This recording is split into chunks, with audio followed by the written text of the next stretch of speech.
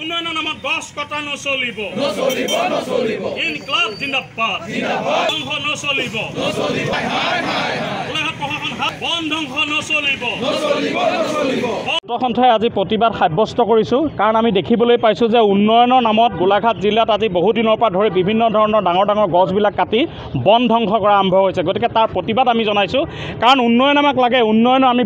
বিৰোধী নহয় ছাত্ৰ সন্থা উন্নয়ন আমাক লাগিবই কিন্তু উন্নয়ন লগাৰ লগে লগে একেলগে আমাৰ প্ৰকৃতিৰ ভাৰসাম্য ৰক্ষা হ'ব লাগিব প্ৰকৃতি ধ্বংস কৰি উন্নয়ন হ'ব এই কথা কেতিয়াও হ'ব নোৱাৰে গতিকে সেইকাৰণে আজি আমি প্ৰতিবাদ কৰিছোঁ আপোনালোকে সকলোৱে জানে এইখন গোলাঘাট বেজবৰুৱা গভ স্কুল এই স্কুলখনত যিজোপা আমাৰ পিছফালে যিজোপা গছ আছে এই গছজোপাও কাটি পেলাব বিচাৰিছে উন্নয়নৰ নামত গতিকে ইয়াৰ আগতেও বিভিন্ন সময়ত আমি কৈছোঁ যে বিভিন্ন সময়ত গোলাঘাটৰ গছবিলাক বন ধ্বংস কৰি থকা হৈছে গতিকে এতিয়া শেহতীয়াকৈ এই চৰকাৰী স্কুলখনৰ বিদ্যালয়খনত থকা গছবিলাকো কাটিবৰ কাৰণে তেওঁলোকে ষড়যন্ত্ৰ কৰিছে গতিকে ইয়াৰ আমি তীব্ৰ বিৰোধিতা কৰিছোঁ গতিকে এই বন ধ্বংস কাৰ্য বন্ধ কৰিব লাগিব নহ'লে কিন্তু ছাত্ৰ সন্থাই প্ৰতিবাদ যে অব্যাহত থাকিব এই কথা স্পষ্ট কাৰণ শেহতীয়াকৈ আমি দেখিবলৈ পাইছোঁ যে আমাৰ এইখন যিখন স্কুল চৰকাৰী স্কুল আছে বেজবৰুৱা স্কুল আছে বেজবৰুৱা বিদ্যালয়ত বিভিন্ন সময়ত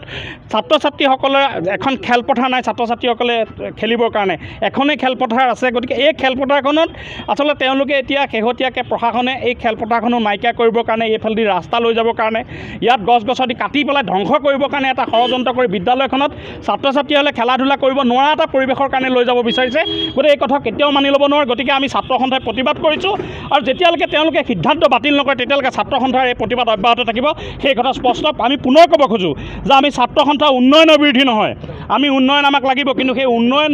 নামত যাতে বন ধ্বংস নহয় তাৰ কাৰণে কঠোৰ যাতে আমি সকিন দিছোঁ যাতে এনেকুৱা ধৰণে বন ধ্বংস কৰিব নোৱাৰে তাৰ কাৰণেও তেওঁলোকে স্পষ্ট কৰি দিছোঁ যে তেওঁলোকে যাতে বন ধ্বংস কৰি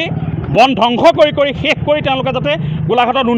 উন্নয়ন আজি ব্যৱস্থা কৰিম বুলি কৈছে এই কথা যাতে তেওঁলোকে কৰিব নোৱাৰে তেওঁলোকক সতৰ্ক কৰি দিছোঁ।